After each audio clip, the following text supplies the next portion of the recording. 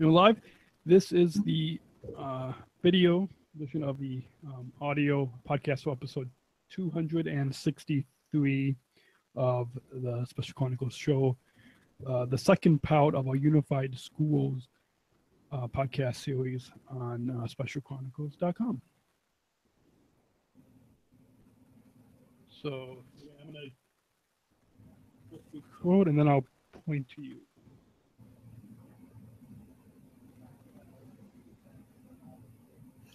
Hi, my name is Meghan Hussey. I'm from Special Olympics International Unified Schools, and you're listening to the Special Chronicles Show podcast, giving respect and a voice to people with special needs. This is Special Chronicles, giving respect and a voice to people with special needs. This episode 263 is brought to you by listeners like you.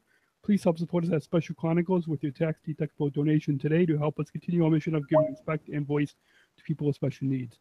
Please go to specialchronicles.com/given. That's specialchronicles.com/given. And we thank you for your generous support of our mission at Special Chronicles. This week on Special Chronicles, we are joined by Meghan from the Unified Schools at Special Olympics International for part 2 of our 3-part Unified Schools podcast series. It's coming up right now on Special Chronicles on specialchronicles.com. I started thinking how the world can be so cruel. I lend my voice to those who can't. It's time we try, it's time we care, it's time we stand. It starts with a voice. You're listening to the Special Chronicles show. This is a show podcasting disability stories from an insider's perspective, and we are giving a voice to people with special needs. Good morning, good afternoon, or good evening, and welcome back to the Special Chronicles show. My name is Daniel, host and founder of Special Chronicles, and today's guest, we joined by Meghan Hussey from the Unified Schools team at Special Olympics International, and this week we will be continuing with part 2 of our 3-part Unified Schools podcast series. And this week we'll be talking about some of the cool work that the youth are doing internationally and about the Global Youth Summit. Welcome back, Meghan. Hi, thanks for having me. Glad to be here. And for those listeners who may have missed part 1, they can go back to our last episode, which was 262, I believe it was, and can hear an introduction of the work that Special Olympics is doing with Unified Schools, right? Mm-hmm. But for any listeners or viewers who may just be tuning in right now, why don't you introduce yourself to any new listeners or viewers? Sure. So my name is Meghan Hussey. I'm the manager of Unified Schools at Special Olympics International. So I manage our Unified Schools program outside of the U.S. And I work especially on elementary and secondary schools. And I work with all of our different regional offices outside of the U.S. to help them grow the number of unified schools and the number of youth that have opportunities to do unified sports and inclusive youth leadership and other whole school engagement events that promote inclusion through their schools. I've been at Special Olympics International for about a year now, but I've had a much longer history in the Special Olympics movement. My sister is a Special Olympics athlete at Special Olympics Connecticut in cycling, croquet, floor hockey, and bowling. And I've been a unified partner since I was a kid, and my mother's our local coordinator. So Special Olympics is a huge part of my life and my family, and I'm really, really honored to get to work at Special Olympics International and work for this incredible movement. Awesome. So to kind of give any new listeners because I'm sure some of our listeners have gone back and heard last week's episode, but kind of give a brief overview of what the Unified Schools Department and what you guys do Sure. within Unified Schools? So the core of Unified Schools is using unified sports to teach and promote inclusion with young people around the world through schools. And we believe that by taking what we do at Special Olympics with unified sports and putting it into schools, you can not only change the lives of the students that are in those schools, but you can actually change whole communities. You can change the atmosphere in the school climate by making it more welcoming and inclusive of all. You can reduce bullying. Students learn how to work together across differences by having peers with and without intellectual disabilities on the same team. As part of our Unified Schools program, we also do things around inclusive youth leadership, which is teaching students with and without intellectual disabilities how to work together and giving them the opportunity to lead the Special Olympics activities that are going on in that school. And then we also try to do some things that we call whole school engagement. So this would be something like a pep rally, an R-word campaign, a disability day that gets the rest of the student body involved and teaches them about Special Olympics and about inclusion. So those are the major activities in Unified Schools. But around the world, it looks very different in different places because the world has a lot of different types of education systems. So Unified Schools and Unified Champion Schools has been really successful in the US, but schools in China, in Africa, in parts of Europe don't look exactly the same as schools in the US look.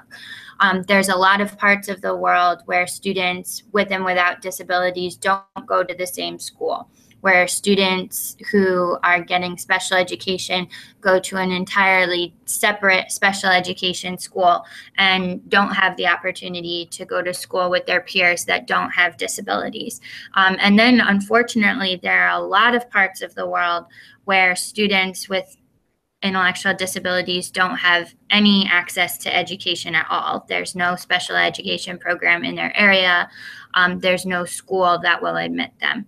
So what we've had to do when we're trying to promote unified schools parts of the world is be really flexible and meet countries where they are and try to make them more inclusive bit by bit, progressively. So in some parts of the world, that means taking a special education school and a mainstream school and pairing them together like a sister school type of relationship so their students can get together and do unified sports together.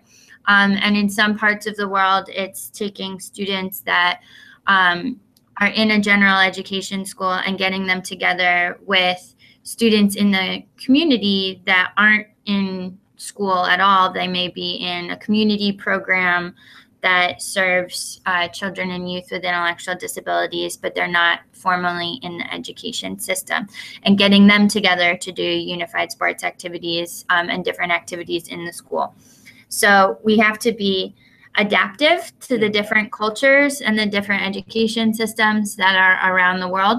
But we believe regardless of where a country is in terms of inclusion, that unified sports and unified schools is a really powerful way to keep countries moving and becoming more and more inclusive. Yeah, so let's begin by talking about some of the work across the globe, some of the work internationally. Is that first is some of the unified schools in different countries, is that different than what some of the programs do here in the U.S.? So talk a little bit about. Yeah. So as I was saying, in the U.S., a lot of students with intellectual disabilities are in the same school as their peers that don't have intellectual disabilities. So that makes it easier when you're doing things like unified sports or inclusive youth leadership activities for students to do those on a more frequent and ongoing basis because they're in the same building. Even if they're not necessarily in the same classroom, they're in the same building. So it's easier in those schools to do things like a unified PE class or an after-school unified sports team because the students are already in the same school. So they see each other more often, and it's taking a school that is already kind of inclusive in the fact that they have students with and without intellectual disabilities in the same school, but making it more socially included.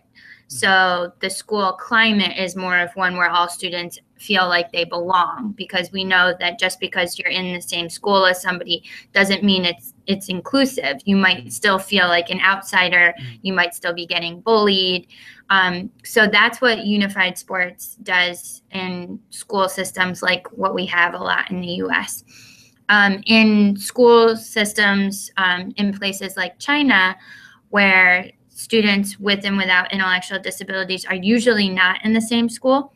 Students with intellectual disabilities are usually in separate special education schools. That can be a little bit more difficult. They still do it, and our school program in China has been really successful in growing. It just got started about 2 years ago, and they've been growing very quickly. And what they have to do is have partnerships between a general education school and a special education school, and bring students together either a couple times a semester or after school on a more ongoing basis to do unified sports together. And that can be tricky in some places because the special education school and the general education school might not be near each other. So then you have to figure out things like transportation, and the students without intellectual disabilities may have never even met someone with a disability before doing unified sports in that case. So it's really powerful and really important because they don't have students with intellectual disabilities in their school. So without unified sports, they may never have met anyone with an intellectual disability before. But it does mean that those programs have to put in a little bit more effort to get the students engaged with each other on a more ongoing basis. And it can be harder for them to see each other every day or have practices every week because they have to get from their school to the other school. So that can be a challenge, but like I said, it's very powerful in those places because without something like unified sports, a lot of students with and without intellectual disabilities wouldn't have the chance to play together because they're not learning together in the same school.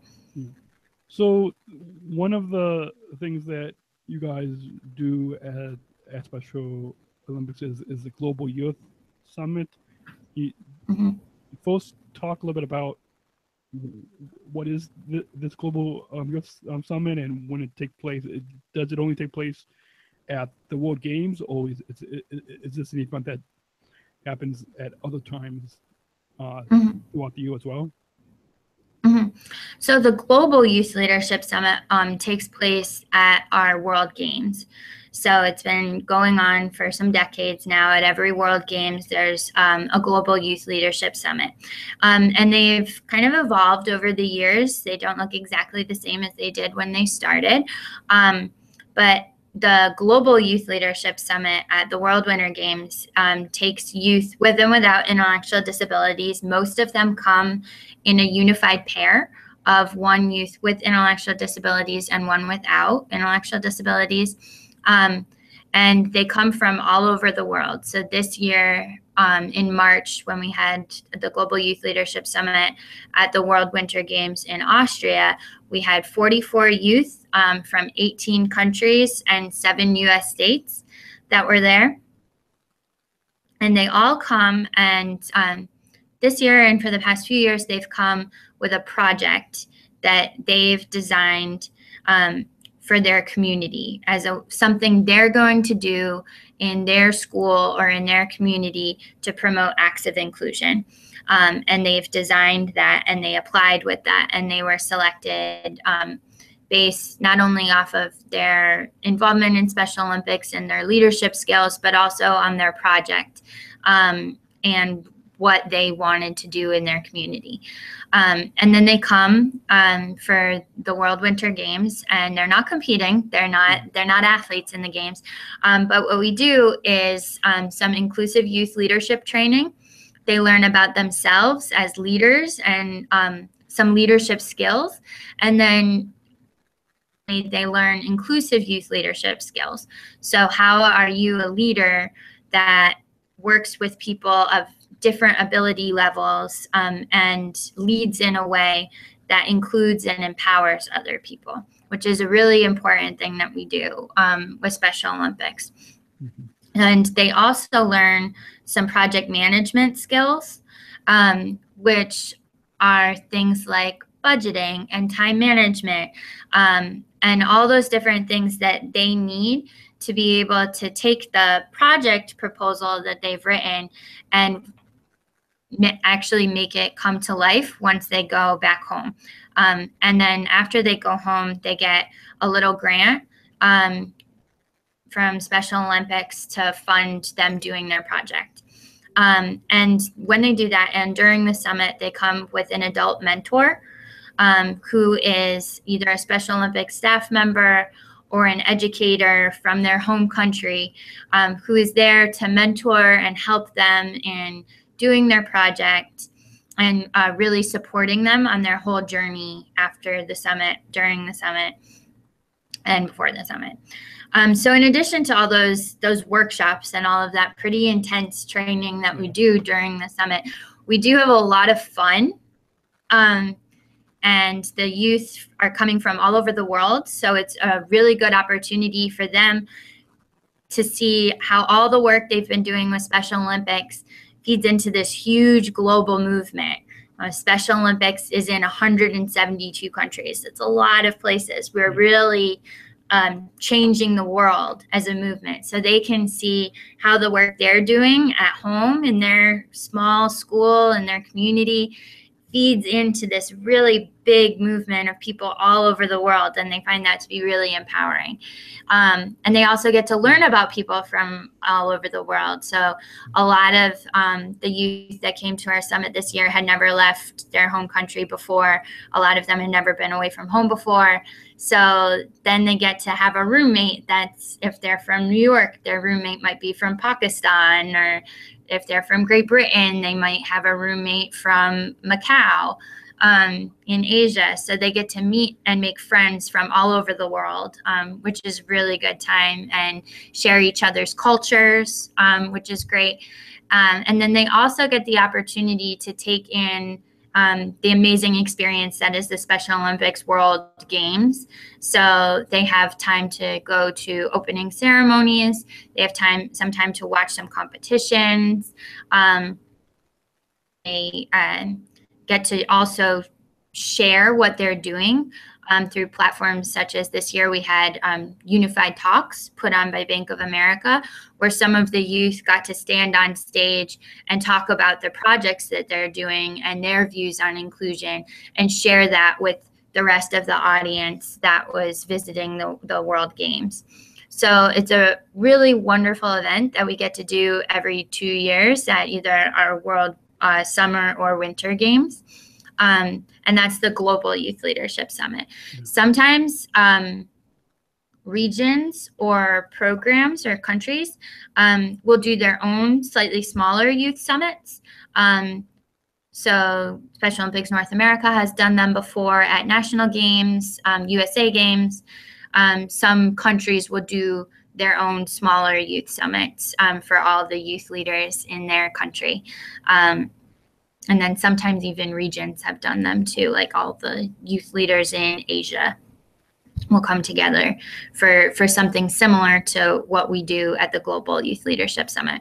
But the global one takes place every 2 years at the World Games. Awesome. So we'll talking with Meghan, who's the manager of Unified Schools at Special Olympics International, for the second of our 3-part Unified Schools podcast series here on Special Chronicles. And so you talked about a lot of the projects that the students come with every 2 years. Can you maybe touch on maybe 1 or 2 projects just to kind of give all listeners and viewers a sample of some of the projects that they work on during the Global Youth Summit? Mm-hmm. Yeah, so the projects range. There's a lot of different types of ideas that people have for different projects that they want to do, different things they want to do to change their communities.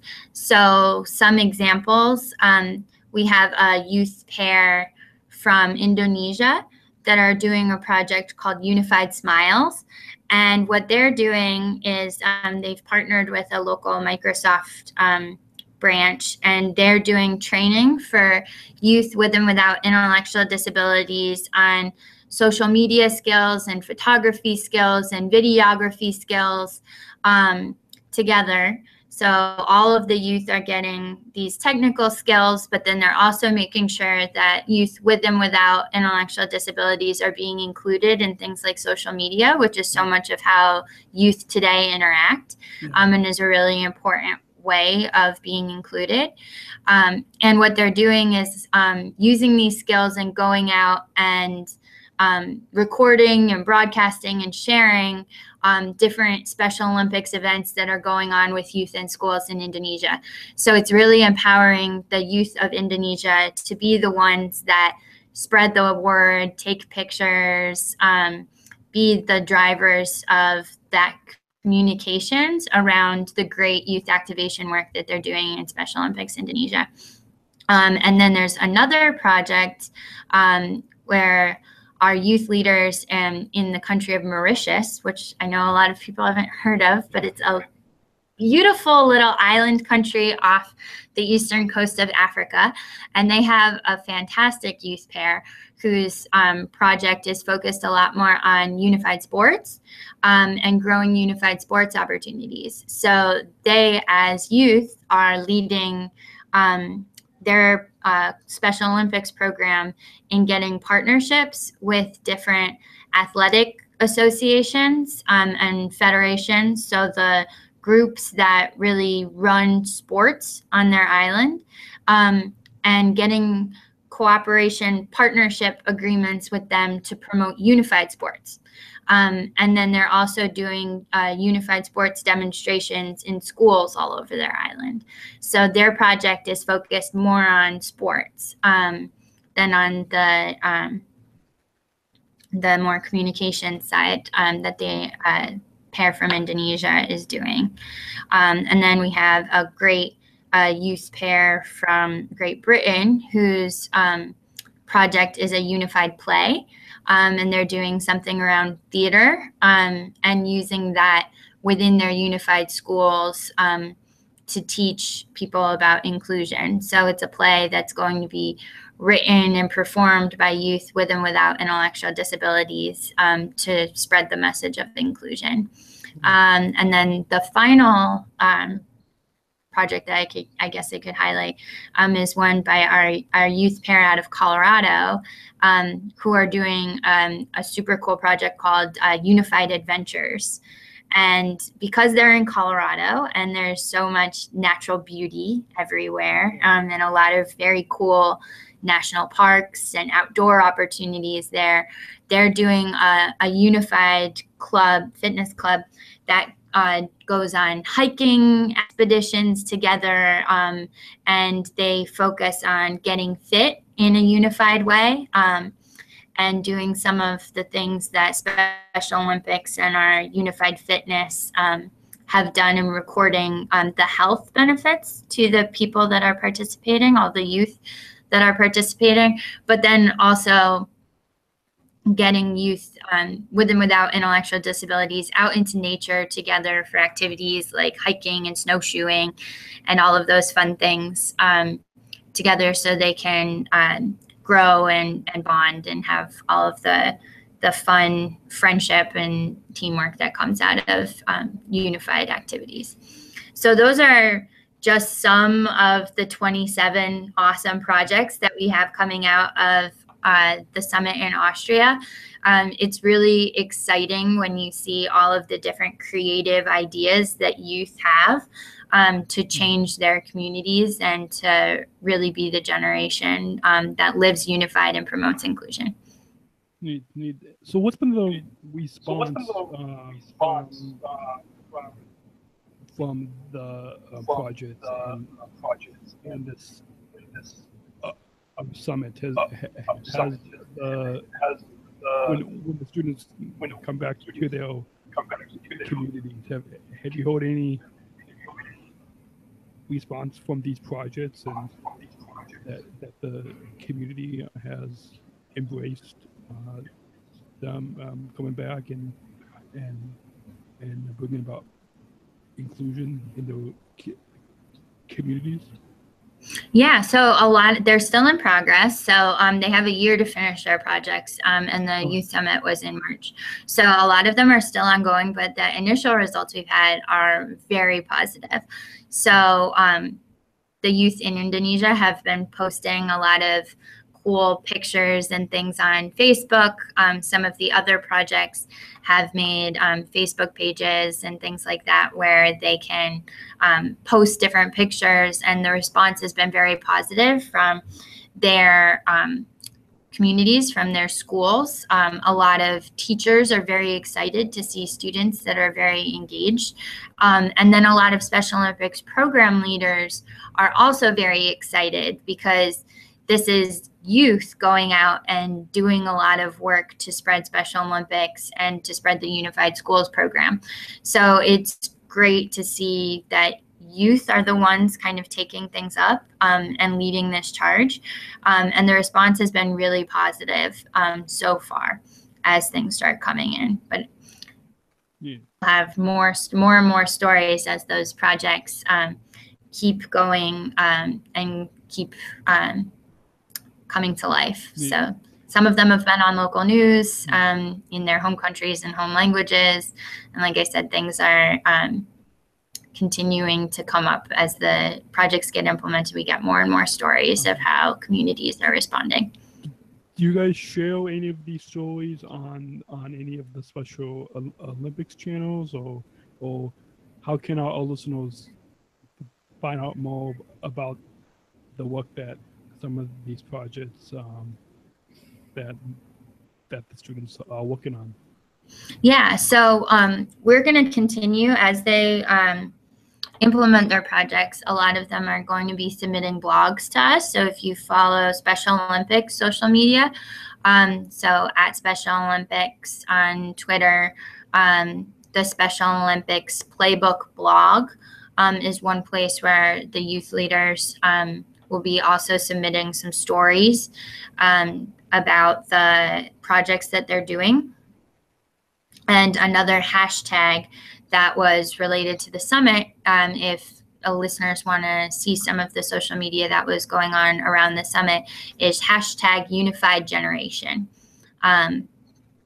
That's one of the hashtags that we were using during the summit specifically, and that the youth leaders continue to use as they're implementing their projects. Okay, awesome. So I'll put those links in the show notes on specialchronicles.com for episode 263 if anyone wants to follow and find out more information about those projects, because they sound pretty exciting and that they're bringing about more inclusion in the communities across the globe and across the U.S. as well. Mm-hmm. So the Spread the Word to End the Word campaign that I think Soren had touched on last week has there been any response to that either at the Global Youth Summit or with the various countries, or even across the U.S. as well? Has any of the In the Our World campaign impacted any of the projects that they've been working on this year? Yeah, so the Spread the Word to End the Word campaign is huge in the United States. You know, most of the schools in the United States, a lot of them do something around spread the word and the word campaign and the R word pledges in their schools. I know you guys will probably talk about that more next week when you talk about U.S. schools. Yeah. Around the world, it gets a little bit tricky because not everyone speaks English, and there's not a direct translation to the R word in every language. So there's some places around the world that do spread the word to end the word and the R word campaign, because there are places that still use the R word, even when only some of the population speaks English, and it's good for everybody to know what is wrong with that word.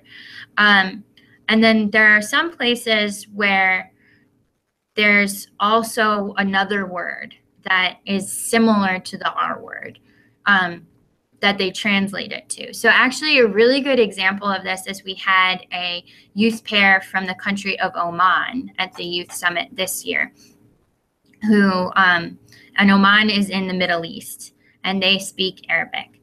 So a part of their project was to do a version of the R word campaign that they called not backwards forwards, because in Arabic, the word that they use that is very similar to the R word and very negative about people with intellectual disabilities is the Arabic word for backward. That's what they would call somebody that had an intellectual disability if they wanted to make fun of them or say something negative about them. So their project, in addition to having like an art component with it, is a campaign around ending the use of the word backward. So very same idea as the spread the word to end the word campaign, just with a different word. The word that's the same as what the R word is in the United States. In their country, the word backward is that word. Mm-hmm. So they want to end the negative use of language and name calling to bully and hurt and hold down people with intellectual disabilities in their country, the same way that Soren and the founders of the R word campaign in the United States wanted to end the R word here. So that's where doing the R word campaign around the world, a lot of places do it because it's a nice, quick way you can get a lot of people involved and a lot of people hearing the message of inclusion and how you need to think about the way you talk about and treat people with intellectual disabilities, just in some places because words are different. A lot of places in the world have a negative word for people with intellectual disabilities, but it's not always the R word. So we just, like with unified schools, we have to adapt to different people's cultures. Yeah. So to go back to the Global Youth Summit that we were talking about just a few minutes ago, is it you said that it's evolved over the years. So then the next one will be in 2019 at the World Games in Abu Dhabi. Can you talk a little bit about kind of how the Global Youth Summit will be, either how it's similar or how it will evolve from when it was in Austria this past March, and then in the next 2 years at the World Games in 2018. Yeah, so we're in the very early stages of planning Abu Dhabi and the way that the Youth Summit is going to look there. So I can't say too much about it yet because we don't have a lot of things set in stone yet. But I will tell listeners, especially any youth out there, so anyone between the ages of 16 and 25 is the age range that we do for the Global Youth Summit. So if you are 16 to 25 or will be between 16 and 25 in 2019, to stay tuned, because as soon as we have more information about what the summit will look like in Abu Dhabi and how people can apply through their Special Olympics programs, we will be sharing that information online and through Special Olympics programs. And that's also a good opportunity for youth now. They don't have to wait for the Global Youth Leadership Summit to start making a difference in their school and their community, and start thinking about what are the problems that they see in their school and community, and what are their, we want youth to bring their big ideas. Yeah. Get creative, think about things that they want to do to spread the message of inclusion, and they can get started. If they want to start making their ideas happen, work with your Special Olympics program, work with your school. And then when it comes time to apply for something like the Global Youth Leadership Summit, you'll have an idea that then this could be an opportunity for you to take to the next level and make it even bigger and better. So I would put that challenge out to listeners now. Stay tuned for the summit, but don't wait for the summit, because you can make a difference in your school and community right now.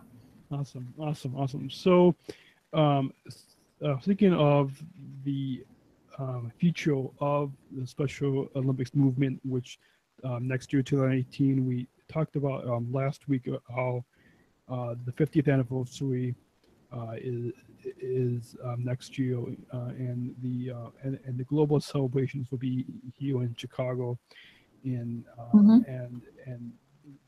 the youth are one of the leading demographic for where a lot of the awareness and volunteers, and so maybe talk a little bit about some of the plans for schools and unified schools when it comes to the 50th anniversary.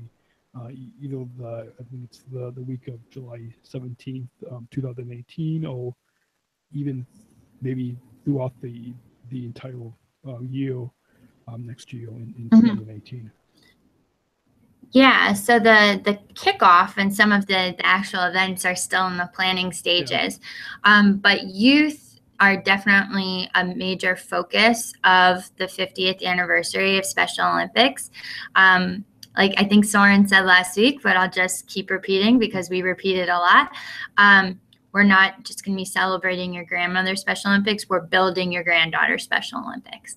So we want to think not just about where we've been and not just celebrate the amazing 50 years that we've had as a Special Olympics movement changing the world, but we want to think about how we're going to go further. What are our next 50 years going to be like? So we're really focusing on targeting a new generation of unified leaders, and that's what we're calling the unified generation, and challenging them to choose to include and really be the leaders of a more inclusive and unified tomorrow. So a lot of the materials and things around the 50th anniversary are definitely focused on young people ranging from ages about 14 to 25.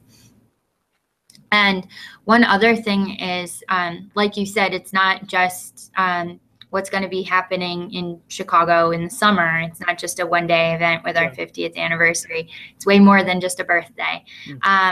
We know that there's awesome and amazing things happening all over the world. It's not just some of the projects that I just described. We know there are youth all around the world who every day are doing amazing things for Special Olympics and to change their schools and make them more inclusive.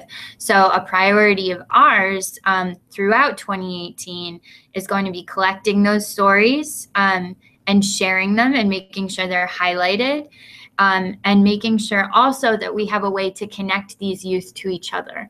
Like I said, that was a really powerful thing about the Global Youth Summit in Austria, is that you had a chance for somebody from Utah to connect with somebody from Romania. And they're both doing fantastic things with Special Olympics in their schools.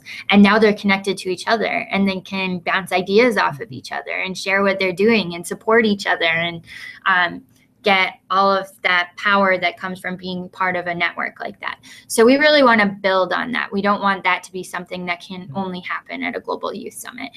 We want there to be ways that online or through social media or different things that youth who are doing cool things for Special Olympics, no matter where they are in the world, can connect to each other and share what they're doing, because that's the way we'll really be able to build this generation into a force and a movement that speaks with a collective voice and is able to change the world. So that's going to be a huge priority for us throughout the year, is lifting up those stories and making those connections. So stay tuned again. Sorry I can't share more and disclose more details on some of these events and things that'll be happening. But Youth in Schools is definitely going to be a huge and central focus of 2018, our 50th anniversary year, and beyond. Awesome, awesome. So, and again, all the listeners can follow at Special Olympics on the various social media channels to find out about some of those plans. Yep. So stay tuned on all of the Special Olympics social media channels, and as more information on our 50th anniversary becomes available, it will all be available and posted there. Yeah, and at SpecialOlympics50.org, would they also have events posted there, or a separate website? Yeah, for the, the 50th in Chicago. page. Yeah. Yes, I think so. I only know about the things from the SOI perspective. But I guess planning committee in Chicago will have information too. Awesome, awesome. So our guest today on the Special Chronicles show is Meghan, from the manager of Unified Schools for Special Olympics International in Washington, D.C. And for next week, we'll be continuing with, we'll be concluding with part 3 of our Unified Schools series. And next week, we'll be talking about some of the work within the Unified Champion Schools, right, within the youth and schools. And one final note, you had mentioned a little bit earlier Unified Schools and Unified Champion Schools. Is there a difference between the Unified Schools and the Unified Champion Schools? Or yeah, so the Unified Schools is what we've called the movement of having unified sports in schools globally. Unified Champion Schools is a specific model that's been used in the U.S. that does 3 components. So it does unified sports, inclusive youth leadership, and whole school engagement. So ways you get the whole school involved in an awareness activity. So that's been really successful in the U.S. Outside of the U.S., the focus has been more on starting with unified sports, having that first. So now we're at a really exciting point where we're able to promote and have some countries outside of the U.S. doing all 3 of those components like they do in the U.S. That's the difference. It's like the U.S. model of unified champion schools that does unified sports and then more. And then the model that's been used outside of the U.S. a little bit more, though we hope more and more schools will add those other components, that's been focused mostly on sports. Okay, good. And some of the projects that you had touched on earlier in various countries and even across the U.S., a lot of those projects a starting point for the students to get involved in unified sports and various or students in other countries first involved in unified sports and then they get involved in other activities that the students have worked on at the Global Youth Summit. So this year with the Global Youth Leadership Summit, almost all of the participants, with the exception of some of our friends from the Leos with the Lions Club, most of them were Special Olympics youth leaders already, and they had been involved with Special Olympics as athletes, as Special Olympics athletes, as partners, as athlete leaders, as coaches. as volunteers. So most of the youth that had come to the summit this year had been pretty involved with Special Olympics before. But this project for them was a new way of taking that involvement to the next level. So they may have been a coach before, but they never like organized and run their own big event around unified sports and been in that type of leadership role. So that that's then where it is from the youth leaders' perspective. A lot of them, almost all of them, had been involved in Special Olympics in some way. But then this was an opportunity for them to really rise up and be that leader in their program that had an idea and is going to make that happen. Through their projects, though, their projects can be a starting point for other youth. So a lot of their projects involve doing something that spreads Special Olympics to other youth who may never have been involved in Special Olympics before. So we have some youth leaders in the Philippines who did a unified summer camp that did unified outdoors activities. They planted trees together. They just had a tennis tournament. It was really cool. But a lot of the youth that they were working with, some of them may never have been involved in Special Olympics before. So even though the youth leaders in Austria this year had been involved in Special Olympics in most cases before, through their projects, they're bringing a lot of other youth into Special Olympics who may never have been involved before. Cool. So you mentioned some of the social media plugs with at Special Olympics and on the Playbook blog, I believe, and the hashtag that you had mentioned to follow some of the stories. You want to remind our listeners and viewers again on how to connect, to find out more information about Special Olympics and unified schools and a lot of these very cool projects that the youth across the globe and across the U.S. are working on. Mm-hmm. So the listeners can find out about Special Olympics through all the Special Olympics social media channels. So at Special Olympics on Twitter and on Instagram and Snapchat. And then another great place to look for some more in-depth stories on Special Olympics is either the blog, the Medium blog, the Playbook, that is usually shared on Special Olympics Facebook, and then they can also look up themselves.